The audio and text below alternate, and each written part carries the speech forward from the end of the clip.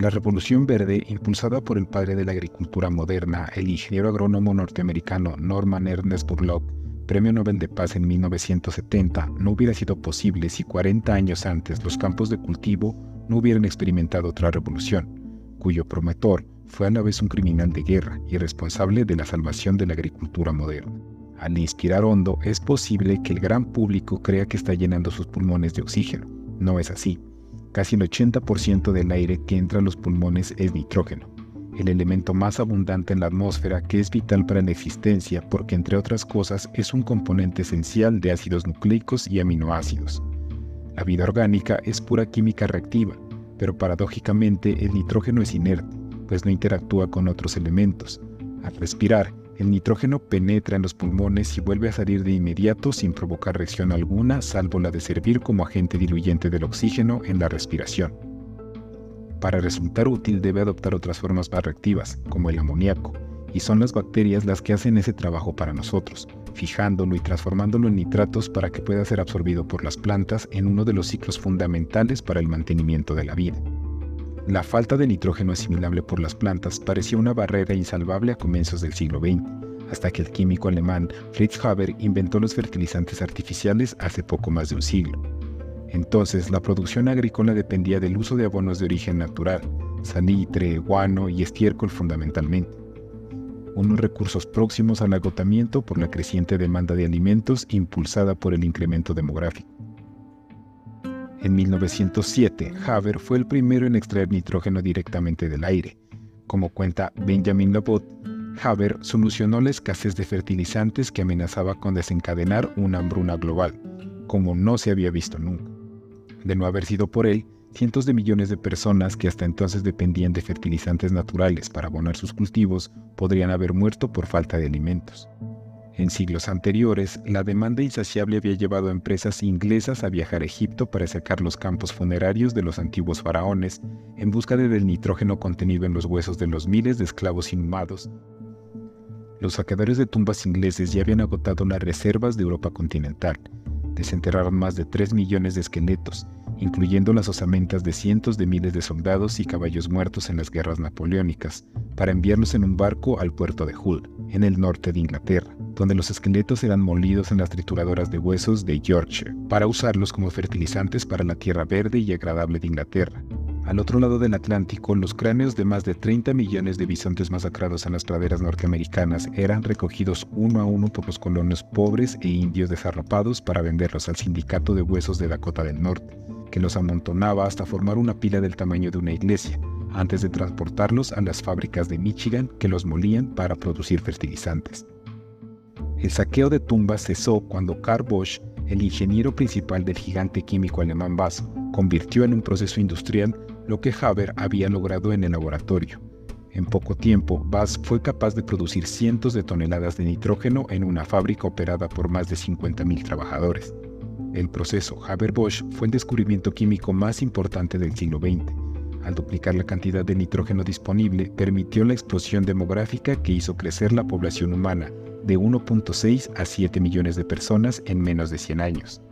Hoy, cerca del 50% de los átomos de nitrógeno de nuestro cuerpo han sido creados de forma artificial y más de la mitad de la población mundial depende de alimentos fertilizados gracias al invento de Haber. En la Gran Guerra, el invento resultó decisivo. Después de que la flota inglesa cortara el acceso al salitre chileno, Alemania se habría tenido que rendir mucho antes al no poder alimentar a su población y obtener la materia prima que necesitaba para seguir fabricando pólvora y explosivos. Los recursos y la potencia industrial eran claves en el nuevo tipo de conflicto bélico, el más global conocido hasta entonces. Las grandes potencias movilizaron a sus mejores talentos. A principios del siglo XX, la ciencia alemana era puntera. Únicamente en química, 7 de los premios Nobel concedidos entre 1900 y 1918 fueron alemanes. Entre estos últimos, Haber fue nombrado responsable del Departamento de Suministros Químicos del ejército alemán. La Gran Guerra iba a ser completamente nueva. En el escenario europeo, las operaciones terminaron estancadas en un frente de trincheras. Las armas que podían ser decisivas, los temibles gases tóxicos, habían sido regulados por los tratados de La Haya, que prohibieron utilizarlos dentro de los proyectiles de artillería. Esta prohibición respondía a un dilema ético que había atrapado a políticos, militares y científicos. Apoyado por el sector duro del ejército, Haber, a quien la ética le traía sin cuidado, dio con la solución. Los gases estaban prohibidos en los proyectiles, pero ¿y si encontrara una sustancia idónea para liberarla desde bidones y se dejara que el viento hiciera el resto?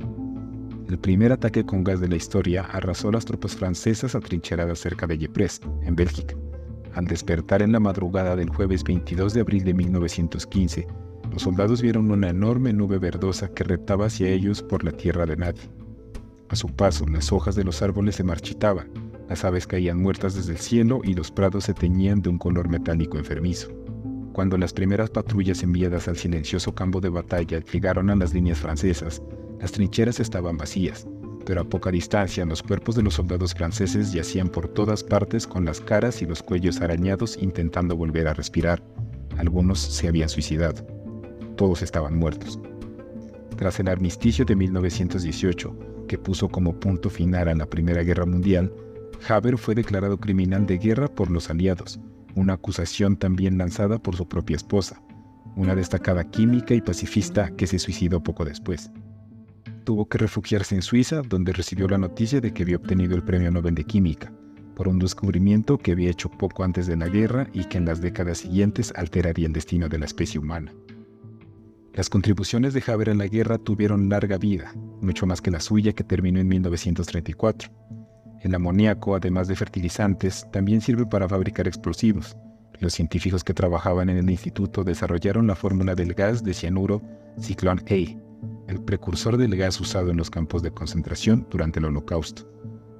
El mundo moderno no podría existir sin el hombre que extrajo el pan del aire, aunque el objetivo inmediato de su milagroso hallazgo no fue alimentar a las masas hambrientas.